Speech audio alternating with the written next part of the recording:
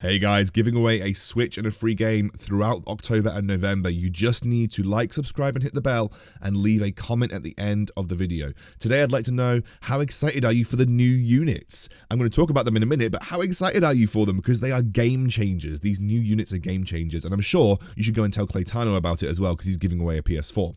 So there are two new units coming to autochess, Grim Touch and Grand Herald. I believe Grim Touch is the demon and Grand Herald is the god, but they form a synergy called Wizards, which I'll talk about in a second. Also, a new app, Pocket Autochess, released by Drodo themselves, is the companion app to Autochess. It has stats, it has replays, it has everything that you'd want in terms of an app that goes alongside your main Autochess app, and I'm also going to talk about that. But let's focus on the new units first, very briefly.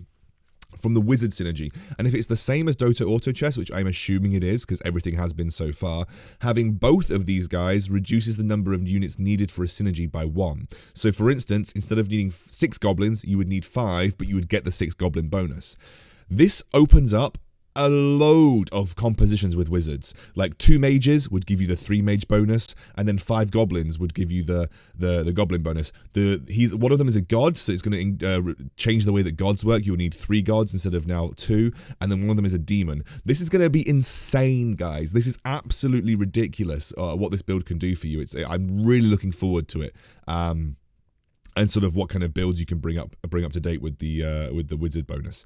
There's also, as I was talking about, Pocket Autochess. It's got this really cool feature called Toss Up, which is essentially a simulator. You can put your composition and do the positioning, and then just put an enemy composition down, and it will tell you the odds of winning that round based on the enemy. So you can see here that it's 99.9% likely that I'm going to win this game. But if I put in the rest of the goblins and include the 6 goblin bonus, I'm getting down to an 18% chance. It's a really cool app, and it's got this really cool feature, as well as loads of community-based stuff as well. I've already got it. You'll see me having posted on there, so make sure you go and check out Pocket Autochess. I've put the links in the description. As far as I'm aware, the iOS version is working everywhere. They are waiting for approval on the Android version before it starts to work everywhere. But I'll put both of the links in the description below, so if you ever want to come back and check or go to their Twitter page, I'm sure you'll see. So this isn't just what I'm talking about today. I also wanted to do a Dragon Mage tutorial because it's a build that I do struggle with, actually. I had to play Dragon Mage on my climb to Queen, because if you don't play Dragon Mage, you're kind of putting yourself at a disadvantage. So I had a really interesting decision to make here. I could have got the 3 goblin bonus, but instead I chose to go for a double swordsman and an abyssal guard. Now that is a little bit different from what I'd usually do in that scenario. Otherwise I probably would have taken just the soulbreaker and gone for the 3 goblins. But what I liked about this is that like level 2 swordsman is legitimately just super strong. Level 2 swordsman is just a great unit. And something else that I've learned over the course of the early game is that Phantom Queen is an unbelievably good unit early on. And I know that I'm not going assassins because I hate assassins, but just loading all of my items up onto her, like it doesn't matter which items I give her, she's basically just going to carry my items so that she gets a bit more powerful. But I essentially loaded my Phantom Queen up here because I just thought, well, do you know what? She's a really good unit in the early game, and she can help generate a win streak for me. And if I can get her to level 2, that's even better. Like, just watch the amount of damage that Phantom Queen does across this entire round. Like, she does 1,200 here. She's almost doubled the damage of anybody else on the field. Phantom Queen is legitimately strong. So I'm also just picking up this Evil Knight. Now, there were a lot of things that I could have bought here. Like, there was obviously Lightblade Knight and Hell Knight. That is, in a lot of scenarios, a clear indication with Hell Knight that you pick, so with Evil Knight, that you pick up the Knights and go for Glacier Knights. This probably could have been a Glacier Knight game, but I said to myself, Excoundrel, you're recording a video. You've played pretty much 1,000 Glacier Knight games on your channel. I'm not sure your channel wants to see more Glacier Knights, but just know that if I saw these units and I was playing off street, I almost tried to buy them. Wow, I've just disappointed myself. So I didn't actually manage to buy the Lightblade Knight, which kind of stopped me from potentially going Lightblade Knights here, Glacier Knights here. But I did actually end up getting a couple of things back in return. So I've picked up a Thunder Spirit, which Thunder Spirit is a core unit for pretty much any Thunder Spirit is a core unit for pretty much any mage build. So I've got that kind of in the background now. So I'm keeping him there just in case I decide to you know, fully transition into mages. I actually sold off Shining Dragon because him as a unit individually isn't that good, which is why I kind of got rid of him.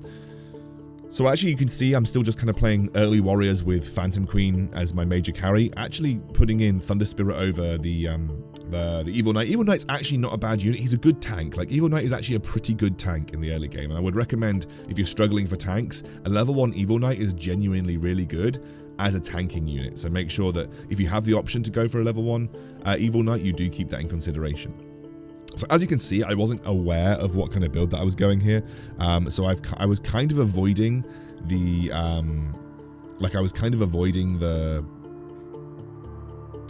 the dragons, including Winter Characterin.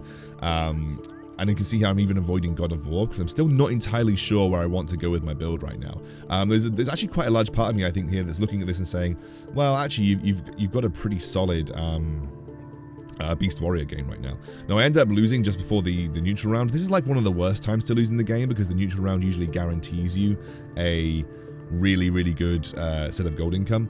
And actually, really, on hindsight, I probably would have been picking up things like the... I probably would have been looking to pick up things like the God of War and trying to play for a mage build here. But again, like at this point, I'm level 10. I don't have a super clear direction. You don't need to have like a super clear direction at level 10. I think it's good to have a direction at level 10. Like, it's good to have some idea. And right now you can see that my idea really is I've got Beast Warrior as an option, and I've got Mage as an option. The sort of goblins that I've got hanging around on the side here, I don't think they're that important. I'm just keeping them in case. But to be honest, if I haven't got a level 2 goblin by round 10, I'm probably not going to be including goblins in my composition at all, even in the early game, and I'll just be taking what I can get. Because if I win this, the ideal thing would be to sell off my goblins, which I do, to get to 30 gold. Now, the reason I sold those off is because getting to 30 gold is actually pretty important, because that gets me 3 interest gold, and it accelerates my gold income towards 50 gold, which, when you're middling, which is what I'm doing now, unfortunately, even though it looks like I'm win streaking because I'm top of the table, I did lose before the neutral round, so it means that all of my interest gold has gone down the drain. So when you're middling, like I was in this scenario, it's better to just accelerate your gold through any means necessary to get to to get to 50 gold. So, you know, I could be selling off my Abyssal Guard and my Swordsman here to get to 40, but in my eyes, it wasn't 100% worth it to do that, because I could go for a Swordsman 3. He's a very powerful unit in a Mage comp, which it looks like I'm kind of gearing up towards on the left-hand side of my bench. And actually having a level 2 Abyssal Guard would help me in the mid-rounds as well. I could still run a very powerful Warrior frontline with a Mage backline, having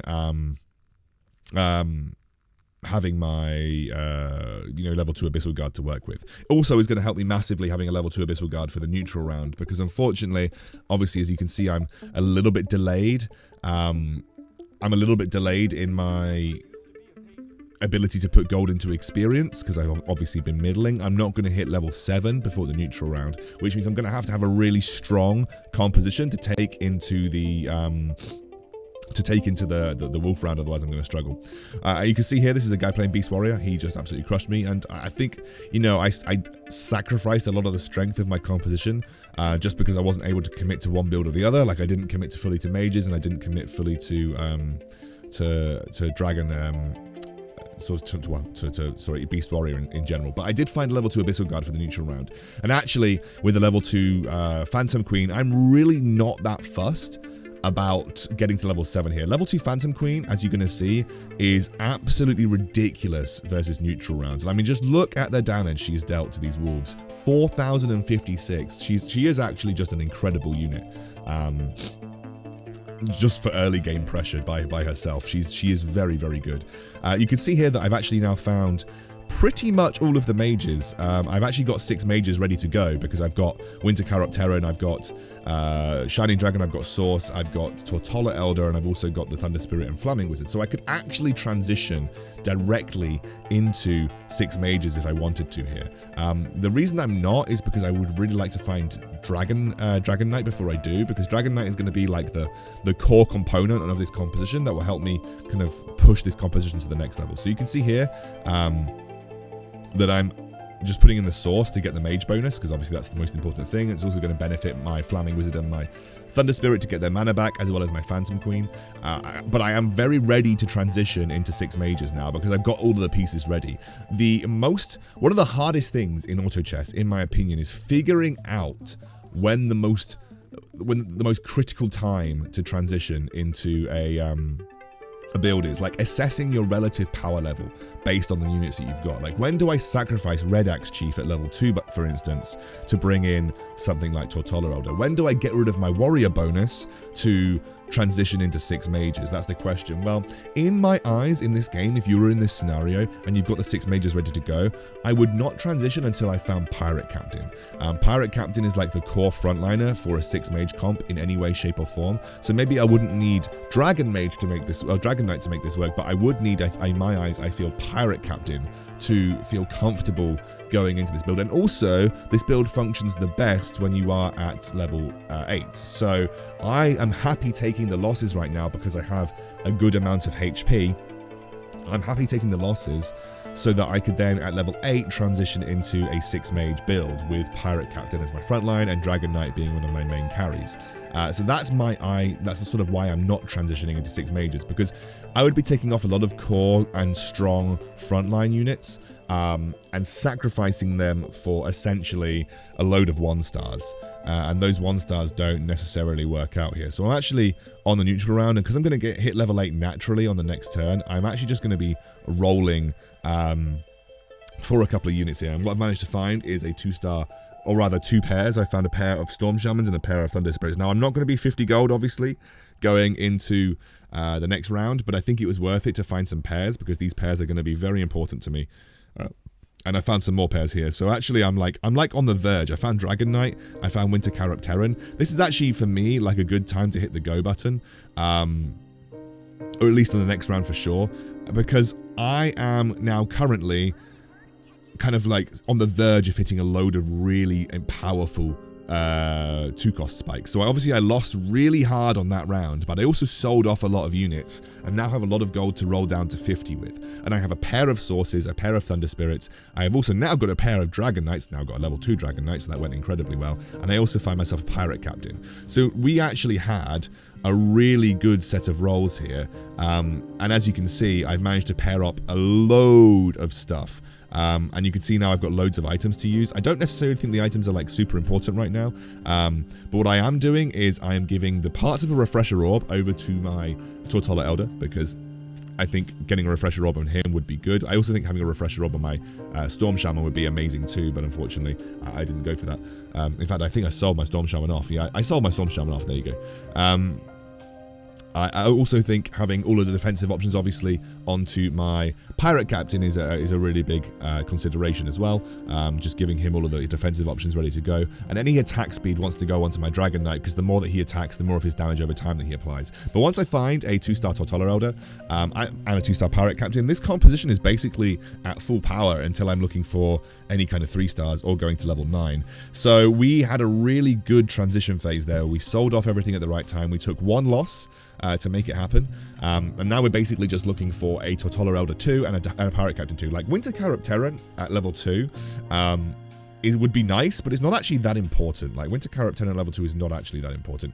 The unit itself is garbage. Like, it offers no magic damage, and all it is doing is activating my Dragon Synergy and activating my Mage Synergy. The ability that it has can be sometimes quite useful, but realistically, the unit itself is kind of bad. So I'm not bothered at not having Winter Carop Terran at level 2. I'm more bothered at trying to get my Pirate Captain and my Tortola Elder to level 2. But you can see that I made the decision to transition into the build at the right time. Even though I lost 1 round, I then gave myself loads of gold to roll with, and that allowed me to upgrade a load of really important pairs that I had sitting on the sidelines. Something that you will notice is that mage builds generally tend to struggle with neutral rounds, but 6 mages do a lot better than pretty much any other build in the game, or any other mage build in the game. Like, gods can do well as well, but you do need like a good God of War tank. But yeah, this is we're in a pretty good spot actually overall. I'm also considering working to a couple of 3 stars here. A 3-star Dragon Knight would be great, but actually one of the sort of the core 3 stars for me is Shining Dragon. Shining Dragon is actually a really good 3-star to have in this composition because he spams his abilities so much. He actually deals a significant amount of damage. You can see in this composition, he's actually the 2nd most damage next to Dragon Knight. So people really underestimate Shining Dragon, and if you can casually get him to level 3, he's actually a really powerful asset for Dragon Mage compositions. So again, I'm just kind of leveling here because at level 9, it would be good to bring in a couple of different units. It would be good to either bring in Storm Shaman or another human. So humans, I would recommend being Argali Knight because that would give you the 2 Knight bonus on your Dragon Knight, which might allow him to survive longer in certain scenarios. The other one is the Werewolf because Werewolf is a pretty solid tank and he spawns little wolves, which obviously are pretty good at that as well. So there are 2 options there, but I actually like Storm Shaman as well. The reason I like Storm Shaman is it gives me a win condition or a sort of a tech win condition versus other mage compositions. Storm Shaman is really good because he gives you a large silence to other mage compositions. So if you're going up against other 6 mage comps and they just manage to get their kind of their Tortola Elder ultimate off first, well, getting a Storm Shaman is a really good way to deal with that. And you can see like a Storm Shaman versus this guy would actually help me out a significant amount. I'm giving the Blade Mail over to my Pirate Captain. I think it's a really good item when you've got like a singular focus tank, and especially if I get Pirate Captain to level 2, it would massively help. You can see here that I am slowly working towards a 3-star Shining Dragon. I'm not going to like hardcore roll for it. I don't think it's worth it. But if I naturally pick up a 3-star Shining Dragon, I will be really happy with the outcome. So I should beat these. I mean, this guy, I don't know what build this guy was playing. He was playing like Warrior Dragon, which didn't really make much sense to me. But he's managed to keep himself really healthy in the game. I don't think it's a particularly good composition, I won't lie. I wouldn't recommend copying it, and I think that I'm pretty much favored versus it most of the time, especially because I'm running traditional Dragon Mage, but it has got him this far into the game, and everybody else is on like 8 and 4 HP, so he managed to get through the mid game just having a really strong warrior frontline with dragons, and that's worked out really well for him.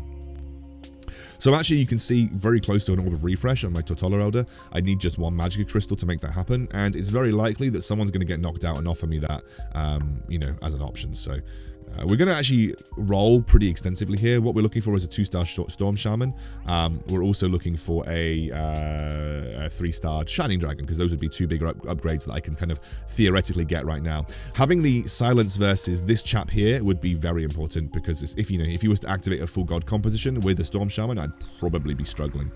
Knock out one guy. I think 2K is probably... Oh, 2K actually beat me. 2K was running the Glacier Knight comp. I remember that. Glacier Knights are just actually a pretty good answer to pretty much...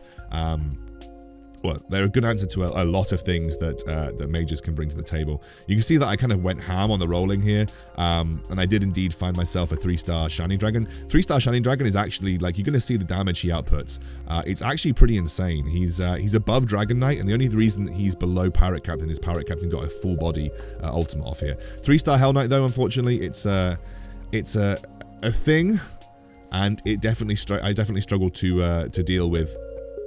I definitely struggle to deal with it, but having a 2-star Storm Shaman here is like, this is like the ultimate composition, because Storm Shaman deals a lot of damage, but he deals loads of damage in 3 mages. He deals an even more, like, an even more insane amount of damage in 6 mages. Like, Storm Shaman at level 2 in 6 mages is just absolutely disgusting. Like, honestly, absolutely disgusting. And we end up beating the Dragon Mage player by having Storm Shaman there, and now we give ourselves essentially a free pass to a win here. I'm not going to lie to you. This is basically, I know this is a win, because the guy that I'm playing up against just doesn't have a good comp. I know, and his comp is incredibly weak to magic damage, and that's why I'm just absolutely just crushing him on every single round. I don't even know if this is the round that I beat him. I mean, no, I didn't. I did 40 damage. The next round is the round that I'm actually going to end up beating him. Interesting enough, this is a good debate to have right now since it's come up on the screen. God of Thunder versus Flaming Wizard. God of Thunder outside of gods, I think is actually kind of bad.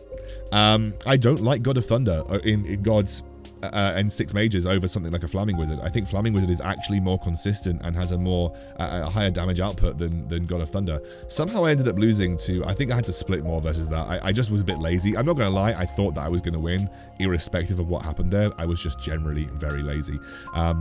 I don't think I'm not going to get any more 3 stars in this particular game. But yeah, there's no way that this guy beats me. He just doesn't have any magic resist. He's not running the marine bonus, and his whole composition is incredibly weak to 6 mages. So even though he actually ends up beating me here, like most times out of 10, we're just gonna win that. So yeah, that was Dragon Mages. Kind of sort of start off with warriors and start off with goblins, any strong early comp, and then just pick up all of the mages that you need to get to 6 mages, and then you're looking to 2-star everything as quickly as possible. That's basically how you play them. Don't transition until you've got pirate captain or a good strong front line, and then work from there. Sounds good, right?